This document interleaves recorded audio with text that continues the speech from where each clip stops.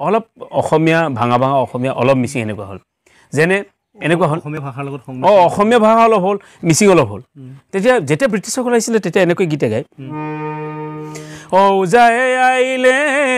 চাবৰ ল'ৰাটি আইনা চাৰাপ কাই পেলালে চিচা মানে চিচাতহে তেতিয়া চাৰ্পটো আহে মানে এই পনীয়টো নতুন সংস্কৃতি আহিছিলে হকে ধনে বস্তু হকে বুলি নাগায় অকে ধনে বস্তু অকে গৰু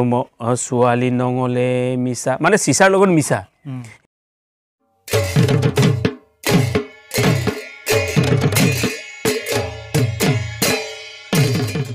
নমস্কাৰ যাত্ৰাৰ নতুন এটি খণ্ডলৈ আপোনালোকক স্বাগতম জনাইছোঁ প্ৰতি বছৰে বিভিন্ন ঋতুত প্ৰকৃতিয়ে বিভিন্ন ৰূপ লয় তেনে ৰূপত প্ৰতিজনৰে গা শিহৰিত হয় তেনে শিহৰণবোৰ আমাৰ জাতীয় জীৱনৰ লোক উৎসৱসমূহত স্বতঃস্ফূৰ্তভাৱে প্ৰকাশ পায় তেনে এটি লোক উৎসৱ হৈছে আমাৰ অসমৰ ভূমিপুত্ৰ জনগোষ্ঠী মিচিং জনগোষ্ঠীৰ আলি আই লৃগাং আলি আই লৃগাঙৰ লগত সংগতি ৰাখি আজি আমি কিছু কথা আলোচনা কৰিব বিচাৰিছোঁ আৰু লোকগীত মাত দুই এটা শুনিব বিচাৰিছোঁ আমাৰ কৃষিভিত্তিক যিটো আলি আই লৃগাং উৎসৱ সেই সম্পৰ্কে দুআষাৰমান ক'ব আৰু দুই এটা গীত আমাৰ আগত পৰিৱেশন কৰিব আমাৰ শ্ৰদ্ধাৰ অমিয় কুমাৰ চিৰাং ছাৰ আপোনাক আমাৰ অনুষ্ঠানলৈ পুনৰ স্বাগতম জনাইছোঁ নমস্কাৰ সকলোকে যাত্ৰাৰ সকলো শ্ৰোতা আৰু দৰ্শকলৈ মই মোৰ সাংস্কৃতিক অভিনন্দন জনাইছোঁ আৰু আলি আই লৃগাঙৰ শুভকামনা যাচিছোঁ হয় আলি আই লৃগাং বুলি ক'লেতো অসমৰ বিভিন্নজনে জানে বুজে আলি আই লৃগাং সম্পৰ্কে জানে তথাপিও আপোনাৰ দৃষ্টিভংগীৰে আলি আই লৃগাঙক ব্যাখ্যা কৰিব লগা হ'লে কেনেকৈ কৰিব হয় আলি আই লৃগাঙে মিচিং জনগোষ্ঠীৰ লোকজীৱনৰ সাৰ্বিক ছবি উপস্থাপন কৰে আৰু সেইটোৱেই মিচিং জাতিটোক পৰিচয় দিয়ে যে অসমৰ ভূমিপুত্ৰ হিচাপে পৰিচয় দিয়ে যে মিচিং জাতিটোৰ স্বকীয় বৈশিষ্ট্য আছে আৰু আলি আই লৃগাং এই শব্দটোৰ সাধাৰণ আৰু ভূতপ্ৰতীকৰ অৰ্থ এনেকুৱাই কয় অগ্ৰজসকলে কোৱা মতে আৰু আমিও অধ্যয়ন কৰি পোৱা মতে আলি শব্দটোৱে আচলতে মাটিৰ তলত হোৱা শস্যবিলাক যেনে আলু কচু আদিৰ পৰা যিমান যেনে পাগলি মিচিঙত পাগলি মায়ং আলি এনেকুৱা কাঠ আলু এইবিলাকক আলি বুলি কোৱা হৈছিল আৰু এতিয়াও প্ৰায়বিলাকে কয় আই শব্দটোৱে ওপৰত লগা মাটিৰ ওপৰত লগা যেনে ধান তেনেকুৱা সৰিয়হ এনেকুৱা গোটেই শস্যবিলাকক আই শব্দটোৰে সূচায় আৰু লৃগাং শব্দটোৱে যিদিনা আমি সেই গুটি বা সেই বীজ আমি সিঁচাৰ আৰম্ভ কৰোঁ নাইবা ৰোৱাৰ আৰম্ভ কৰোঁ সেইটোকে আলি আই লৃগাং বুলি সাধাৰণতে কোৱা হয় আলি আই লৃগাঙৰ যিটো উৎসৱ হয় পালন কৰে ফাগুন মাহৰ প্ৰথম বুধবাৰৰ পৰা তাতো নিৰ্ধাৰিত বিশেষ গীত এটি থাকে গীত আছে গীতটো লৃগাং গীত বুলি এতিয়ালৈকে জনা যায় আৰু সেইটোৰ ওপৰতো কিছু আলোচনা বিলোচনা চলি আছে যে সেই গীতটো লৃগাং গীতৰ মাজত কিমান কেনেকুৱা সেইটো আচলতে অগ্ৰজসকলে কৈ গৈছিলে লৃগাঙত সেইটো গোৱা গীত বুলি আলি আই লৃগাঙত গুমৰাগ নাচৰ তালে তালে সেই গীতটো গাব লাগে বুলি অগ্ৰজসকলে কৈ গৈছিলে সেইকাৰণে আমি এই পৰম্পৰাগতভাৱে সেইটো গাই আহিছোঁ আৰু এইটো এনেকুৱা ললে ললে ললে দাব ললে ললে ললে শিশুক চুক বদিয়া ৰে গাম বদিয়া ইয়াৰ অৰ্থটো এনেকুৱা কয় অগ্ৰজসকলে ব্যাখ্যা কৰা মতে যে হে নতুন পুৰুষসকল তোমালোকে ওলাই আহা মিচিং জাতীয় উৎসৱ আলি আই লৃগাং আমি উদযাপন কৰোঁ যিটো জাতীয় উৎসৱ আলি আই লৃগাঙৰ যোগেদি আমি শস্য চামোলা হৈ মিচিংসকলে সমৃদ্ধিশালী হৈ যাওঁ সেইকাৰণে আমি আলু কচু ৰোৱাৰ পৰা ধৰি ধান সিঁচা আৰম্ভ কৰোঁ এই প্ৰথম বুধবাৰটো ফাগুন মাহৰ প্ৰথম বুধবাৰটো অৱশ্যে এইখিনিতে মই উল্লেখ কৰিব লাগিব প্ৰথম বুধবাৰটো ফাগুন মাহৰ প্ৰথম বুধবাৰটো 1956 চনৰ পৰাহে আৰম্ভ হৈছে তাৰ আগত কিন্তু নিৰ্দিষ্ট বুধবাৰ আৰম্ভ কৰা নাছিলে তাৰ আগতে মাঘ মাহৰ আৰু ফাগুন মাহৰ খুব মাজত উদযাপন কৰা হৈছিল বুলি আমাৰ আইতাহঁতে বা ককাহঁতে কৈছিলে আৰু সেই তাৰ আগৰখিনি আলি আই লৃগাংখিনি অনিৰ্ধাৰিত দিন আছিলে ফাগুন মাহৰ পৰা মাঘ মাহৰ শেষাৰ্ধত মাঘ মাহৰ শেষাৰ্ধত আৰু ফাগুন মাহৰ আৰম্ভণি এই সময়ছোৱাতে আৰম্ভ হৈছিল কিন্তু 1956 চনৰ আলোচনা বিলোচনাৰ সমগ্ৰ মিচিং জাতিয়ে একেলগে আলোচনা কৰি হেতু একেলগ কৰা হ'ল সমগ্ৰ মিচিং জাতি য'তে থাকে তাতে এই উৎসৱ একেলগে একেদিনে আৰম্ভ কৰিব লাগে বুলি হেতু নিৰ্ধাৰিত কৰা হ'ল বুলি কৈছে আচলতে লোক উৎসৱ বুলি ক'লে আমি আনন্দ ফূৰ্তিৰ কথাও জড়িত হৈ আছে নিশ্চয় সেইকাৰণে আলি আই লৃগাং বুলি ক'লে কেৱল নিৰ্ধাৰিত গীতটোৱে নহয় তাৰ লগতে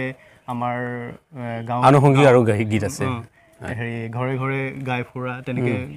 বিহু উৎসৱ উদযাপন কৰা বিশেষ কিছুমান ঐতিহ্যও থাকে চাগৈ আছে আছে আছে আছে তেনেকুৱা আমাৰ আগৰ সময়ত গোৱা হয় বুলি যে কয় যিটো থলুৱা নিভাজ মাটিৰ গোন্ধ বুলি যে কয় একদম একদম তেনেকুৱা ধৰণৰ গীত গাই শুনাব নেকি তেনেকুৱা আছে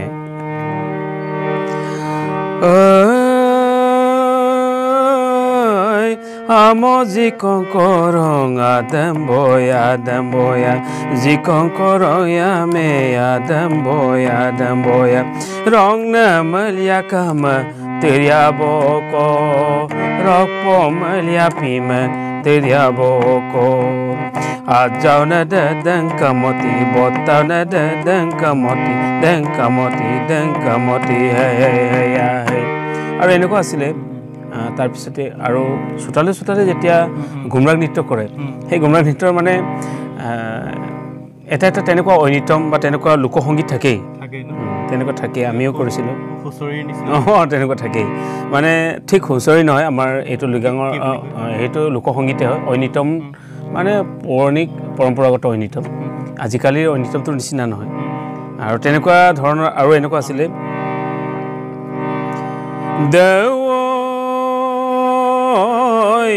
Regu moko arigdo oinom kakin sutagai ya memela du dodoi Gapa gale sumkodo nome kakin sutagai mumburbura du dodoi বুজি পাইছোঁ তথাপিও বৃহত্তৰ অসমীয়া ৰাজ্যক হেৰি বুজাবলৈ গ'লে আপুনি কেনেকৈ বুজাব তাৰমানে কি হয় মিচিং মানুহবিলাক প্ৰকৃতিৰ লগত জড়িত আৰু মানে অন্ততঃ খেতি বাতিৰ লগত জড়িত আৰু সেইটো কাল্টিভেশ্যনৰ লগত যিহেতু জড়িত কৃষিৰ লগত যিহেতু জড়িত সেইকাৰণে মিচিং ডেকাই গাভৰুক চাবলৈ যাওঁতে ছোৱালীক চাবলৈ যাওঁতে খুব ৰেষ্ট্ৰিকশ্যনত যায়তো আগতে মানে এনে মুখোমুখি কথা পাতিব নোৱাৰে মাক দেউতাক বা কোনোবা ভাই ককাই দেখিলে বৰ দিগদাৰ হয় সেইকাৰণে য'ত ধান নিৰাই থাকে য'ত ধান চিকুণাই থাকে তাত অকলে লগ কৰিবৰ কাৰণে ডেকা ল'ৰাই যায় আৰু তেতিয়া সেই গীতটো গায় যে ৰেগুমকো আৰেগদ ঐনম কাংকিন চুতা সেই জেগাতহে তেওঁক লগ কৰাৰ এটা সোণালী সুযোগ এটা পায় নহ'লে নাপায় মানে আৰু ঠিক তেনেকৈ আকৌ এটা ছোৱালীবিলাকৰ এটা সুযোগ থাকে যেতিয়া তেওঁ গাপা গালে বা ৰিবি গাছেং যেতিয়া বৈ থাকে সেই তাঁতশালত চব মানুহ নোসোমায় কোনোবা ভাল পোৱা বা ভাল পাবলৈ আগবাঢ়ি অহা বা খুব প্ৰবল ইচ্ছা থকা সেই মানুহজন যেনে তেনে সোমাব পাৰে মনে মনে যি ভাল পায় ৰাখি থয় যি মানে লগ পাব বিচাৰে সেই যি আপোনাৰ লগ পাবৰ কাৰণে যি প্ৰবল বাসনা সেই বাসনা যেতিয়া বেছি হয় তেতিয়া সেই ল'ৰাটো মানে গাভৰুক মিচিং গাভৰুক সেই মিচিং ডেকাটোৱে লগ পাবৰ কাৰণে সুযোগ পায় সেই দুটা তেওঁলোকে সেইটো মানে উপযুক্ত সময় বুলি আৰু সেইটো পৰিৱেশন কৰা হয় এনেকুৱা হয় আৰু আপোনাৰ লগত এবাৰ 2 বছৰমানৰ আগতে ডিব্ৰুগড়ত হোটেল এখনত একেলগে আছিলোঁ আপুনি ঐনিতমৰ বিষয়ে ধুনীয়াকৈ ব্যাখ্যা আগবঢ়াইছিলে সেই বিষয়ে ৰাইজক অকণমান ঐনিতম মানেনো কি ঐনিতম তাৎপৰ্য সম্পৰ্কে হয় ঐনিতম হৈছে প্ৰণয়ৰ গীত প্ৰীতিৰ গীত বুলি ক'ব পাৰি ঐনিতমে আচলতে মিচিং জাতিটোৰ নতুন পুৰুষৰ বিশেষকৈ যৌৱনা ডেকা গাভৰুৰ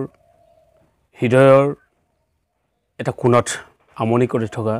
প্ৰিয়জনক কাষত পোৱাৰ প্ৰবল বাসনা কিংবা পাই হেৰুৱাৰ বিকুল বেদনাত দগ্ধ হৈ যেতিয়া ক'ব নোৱাৰা কথাখিনি কাকো ক'ব নোৱাৰা কথাখিনি বেদনাখিনি কিংবা প্ৰবল বাসনাখিনি যেতিয়া চৰিতাৰ্থ কৰিবৰ কাৰণে শব্দ আৰু সুৰেৰে প্ৰকাশ কৰে তেতিয়া ঐনিতমৰ জন্ম হয় আৰু এই ঐনিতম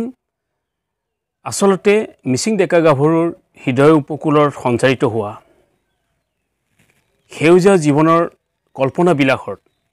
নিজৰ প্ৰিয়জনক কাষত পোৱাৰ যি প্ৰবল বাসনা যি সাতৰঙী সপোন ৰচি প্ৰিয়জনক কাষত লগত লৈ কিংবা পাই হেৰুৱাৰ বেদনাত যেতিয়া দগ্ধ হয় তেতিয়া ঐনিতমৰ আশ্ৰয় লয় মই যদি উদাহৰণ কৰোঁ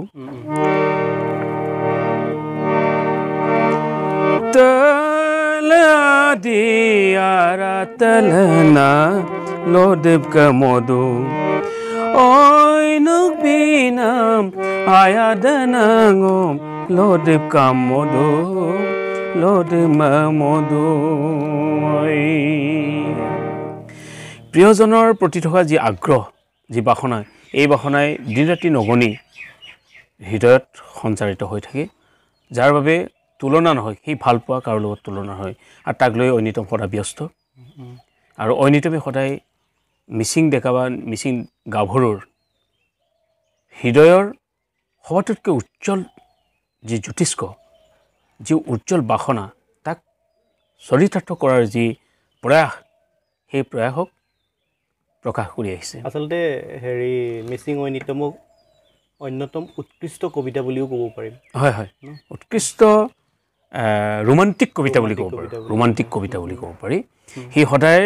প্ৰণয়ৰ তীৰ্থৰ লগত জড়িত কাব্যিক ব্যঞ্জনাৰে ভৰপূৰ হয় হয় কাব্যিক ব্যঞ্জনাৰে ভৰপূৰ আৰু ইয়াৰ এটা নিৰ্দিষ্ট কিছুমান বৈশিষ্ট্য আছে যিবোৰ বৈশিষ্ট্য বেলেগ গীতত নাই আমি যিবোৰ গীত গাওঁ সেই গীতবিলাকত স্থায়ীখিনি সদায় আগত থাকে কিন্তু ঐনিতমৰ স্থায়ীখিনি সদায় এটা গীতৰ এটা কলি মানে এটা সম্পূৰ্ণ গীতৰ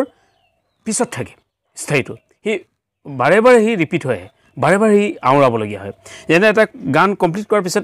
এটা কলি কমপ্লিট কৰাৰ পিছত তাৰ বেকত আহে তাৰ পিছত আহে আৰু প্ৰত্যেকবাৰে সি বাৰে বাৰে ৰিপিট হৈ আহে সেইকাৰণে ঐনিতমৰ এটা এইটো কেৰেক্টাৰ হয়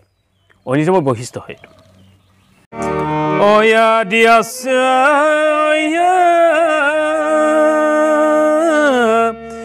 বেদন গতজি কংকিমা পনা আদিয়াছে বেদন গতজি কংকিমা পনা অন্য মাসিন দুবং লগায়ুম কিমা পনা তলা দিয়ারা তলনা লোদেব কমদু ঐনুক বিনা মায়া দনাঙম লোদেব কামদু লোদেব মদু সেইটো স্থায়ীটো মানে তেলে আদি আৰা তেলে লোদেব কামদু ঐনুক বিনা মায়া দে লোদেব কামদু সেইটো আকৌ ৰিপিট হয় বাৰে বাৰে অবনৰি আনলনা পিম্পুৰয়ায়ো মন্দুনা অবনৰি আনলনা পিম্পুৰয়ায়ো মন্দুনা ঐনগলে দুত আয়াসনা লোদিম গোৱা আনাম মন্দুনা স্থায়ীটো তলাদি আৰা তলনা লোদেব কমদু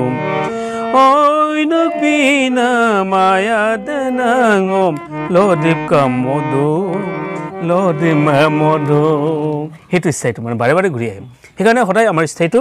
মানে এটা ঐনিতমৰ পিছত আকৌ বাৰে বাৰে আহে সেইকাৰণে বেলেগ গীতৰ লগত ঐনিতমটো বেলেগ কেৰেক্টাৰ ঐনিতমৰ স্থায়ীটো প্ৰত্যেক গীতৰ পিছে পিছে আহে কিন্তু এটা গীতৰ স্থায়ীটো সদায় আগত থাকে কিন্তু আমাৰ স্থায়ীটো পিছত থাকে সেইটো এটা ডাঙৰ বৈশিষ্ট্য আপোনাৰ পৰা আৰু কথা এটা সুধিব জানিব বিচাৰিছোঁ হয় তেতিয়া আমি আলোচনাত আপোনাৰ মুখৰ পৰা ওলাইছিলে সৃষ্টি সম্পৰ্কে আপোনাৰ ধাৰণা কিছুমান আগবঢ়াইছে ঐনিতমৰ সৃষ্টি আচলতে ঐনিতমৰ সৃষ্টিকাল সম্পৰ্কে ইতিহাস সম্পূৰ্ণ নিমাত তথাপি যদিও কিছুমান ধাৰণা কৰিব পাৰি আমি উপন্যাস সম্ৰাট ৰজনীকান্ত বৰদলৈৰ যিবোৰ মিৰিজিৰিত ঐনিতম আছে অসমীয়াত আছে ভাঙা ভাঙা অসমীয়াত অল্পপ্ৰাণ ধ্বনিত আছে মহাপ্ৰাণ ধ্বনিত আৰু তাৰ সুৰখিনি ঐনিতমৰ শৈলীত থাকিলেও তাৰ কথাখিনি কিন্তু অসমীয়াত আছে কাৰণে আমি 1890 চনৰ আগত কেনেকুৱা ঐনিতম আছিলে সেই কথাটো অলপ ধাৰণা কৰিব পাৰোঁ তেতিয়া এনেকুৱা আমি ধাৰণা কৰিছোঁ আমি আলোচনা বিভিন্ন সেমিনাৰত আমি গম পাইছোঁ বা আমি অনুভৱ কৰিছোঁ যে ঐনিতম আৰম্ভণিতে ঠিকে আছিলে ঐনিতম আৰম্ভণিতে ঠিকে আছিলে আসি জিলি জিলিক মিক্সি জিলি জিলিক কোনো ভাজ নাছিলে নিভাজ মিচিং আছিল আৰম্ভণি একদম পুৰা নিজৰ মতে হৈছিলে নিজৰ ঐনিতম নিজৰ ভাষাত হৈছিলে কিন্তু যেতিয়া অসমলৈ আহিলে ত্ৰয়োদশ শতিকাৰ আগে পিছে অসমলৈ অহা বুলি কয় তাৰপিছত যেতিয়া বিভিন্ন জাতি জনগোষ্ঠীৰ মাজত আমি মিলন হ'বলগীয়া হৈছিল বিশেষকৈ অসমীয়া ভাষাটোৰ লগত যেতিয়া মিলন হ'বলৈ হৈছিল তেতিয়া আমাৰ ভাষাটো অলপ অসমীয়া ভাঙা অসমীয়া অলপ মিচিং এনেকুৱা হ'ল যেনে এনেকুৱা হ'ল অসমীয়া ভাষাৰ লগত অসমীয়া ভাষা অলপ হ'ল মিচিং অলপ হ'ল তেতিয়া যেতিয়া ব্ৰিটিছসকল আহিছিলে তেতিয়া এনেকৈ গীতে গায় যায় আহিলে চাবৰ ল'ৰাটি আইনা চাৰাপ কাই পেলালে চিচা মানে চিচাতহে তেতিয়া চাৰ্পটো আহে মানে এই পনীয়াটো নতুন সংস্কৃতি আহিছিলে হকে ধনে বস্তু হকে বুলি নাগায় অকে ধনে বস্তু অকে গৰু ছোৱালী নঙলে মিছা মানে চিচাৰ লগত মিছা সেই ইমান মানে এটা ছন্দ মিলাই কাব্যিকভাৱে উপস্থাপন কৰিছিলে মিচিং শিল্পীসকলে চহা মিচিং শিল্পীসকলে এই আমাৰ দৰে পঢ়া শুনা কৰা অধ্যয়ন কৰা গৱেষণা কৰি পেলাই কৰা নাই তেওঁলোকে মানে অন্তৰৰ পৰা যিটো ওলাই আপুনি যি ভাৱত বিভোৰ হৈ যেতিয়া আহি যায় সেইটো আচল ঐনিতম হয় সেইটোৱে আচল গীত হয় আমি আজিকালি লিখি মেলি চাৰেগামা কৰি কৰোঁ কিন্তু তেওঁলোকে অট'মেটিক দেখিয়ে কৰি দিয়ে প্ৰণালীবদ্ধভাৱে কামবিলাক কৰে তেতিয়াতো মনৰ মাজৰ পৰা যিটো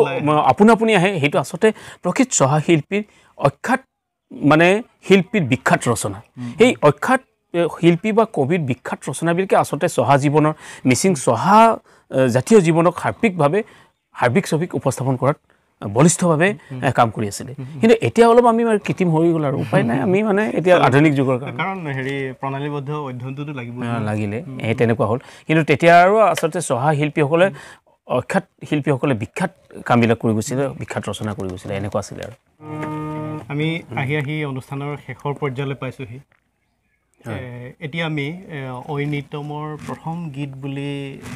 বহুতে মত পোষণ কৰিব বিচাৰে আছে জিলি জিলিক সেইটো গীত ৰাইজক অকণমান শুনাই দিয়ক তাৰপিছত সেইটোৰ ভাৱাৰ্থ অসমীয়াত বুজাই ঠিক আছে সেইটো গীত সকলোৰে জনপ্ৰিয় গীত সকলোৰে প্ৰিয় গীত পাপনেও গাইছে জনপ্ৰিয় পাপনেও গাইছে এনেকুৱা অয়া সিজিলি অয়া জিলিক মিক্স জিলি জিলিক মিক্স জিলি জিলিক আসি জিলি পনা গম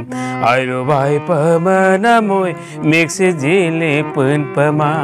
ওয়া বলিষ্ঠ প্ৰেমৰ গীত পানীৰ নিজৰা প্ৰাকৃতিকভাৱে বৈ আহে আৰু পানীৰ নিজৰা বৈ অহা প্ৰাকৃতিকভাৱে বৈ অহা পানীৰ যি নিজৰা মানুহক নিজৰ প্ৰিয়জনক বা প্ৰিয়তমক ভাল পোৱাৰ যিটো চকুৰ পানীৰ নিজৰা কেতিয়াবা হয়তো প্ৰাকৃতিকভাৱে বৈ অহা নিজৰাতকৈও প্ৰবল হ'ব পাৰে কিন্তু ইয়াত এটা কথা কৈছে যে কেনেবাকৈ প্ৰাকৃতিকভাৱে বৈ অহা পানীৰ নিজৰা কিবা কাৰণত যদি শুকাই হৈ যায় প্ৰাকৃতিকভাৱে অন্তও যদি হৈ যায় কিন্তু হৃদয়ৰ পৰা যিটো বৈ অহা নিজৰ প্ৰিয়জনক ভাল পোৱাৰ যিটো বা ভাল পোৱাৰ পিছত হেৰুৱাৰ যিটো বেদনাৰ যিটো চকু পানী সেই চকু পানীৰ নিজৰা কিন্তু শুকাই নাযায় ইমান বলিষ্ঠভাৱে উপস্থাপন কৰিছে যে পানীৰ নিজৰাৰ লগত নিজৰ চকুৰ পানীৰ নিজৰা বুলি কৈছে চকুৰ পানীৰ নিজৰা ববই নোৱাৰে কিন্তু কবিৰ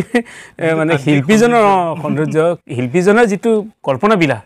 তাত তেওঁ দেখিছে যে মোৰ পানীৰ চকুৰ পানীৰ নিজৰাটো কিন্তু ইমানেই বেছি গভীৰ এইটো শুকাই যাব নোৱাৰে সেইটো তেনেকৈ কৈছে সেইকাৰণে সেইটো বহুত গভীৰ সেইটো অৰ্থপূৰ্ণ গীত ঠিক আছে অনুষ্ঠানটো সামৰণি মাৰিম অনুষ্ঠানটোৰ শেষত আলি আই লৃগাঙৰ আন্তৰিক শুভেচ্ছা জ্ঞাপন কৰিছোঁ আপোনালৈ আৰু লগতে শেষত কৈছোঁ আৰু আপুনি শেহতীয়াকৈ অসম চৰকাৰৰ লেখক সম্বৰ্ধনা বঁটাৰেও সন্মানিত হৈছে তাৰ কাৰণে অভিনন্দন জ্ঞাপন কৰিছোঁ হয় মই নিতুল নন্দন ৰেগন তোমাক তোমাৰ যাত্ৰাৰ মই উজ্জ্বল ভৱিষ্যত কামনা কৰি আৰু তোমাৰ লগতে সমূহ দৰ্শক শ্ৰোতাকো মই মোৰ অভিনন্দন জ্ঞাপন কৰিছোঁ আৰু সকলোৱে যাতে আলি আই লৃগাঙৰ এই শুভকামনা মই যাচিছোঁ যাতে আপোনালোক সকলোৱে সুস্থ হৈ থাকক শান্তিৰে সমৃদ্ধিৰে হৈ থাকক আৰু এই নতুন বছৰটো আলি আই লৃগাঙৰ পৰা সকলোৱে যাতে শান্তি সম্প্ৰীতি বৰ্তাই ৰাখক তাকে কামনা কৰিছোঁ ঠিক আছে ধন্যবাদ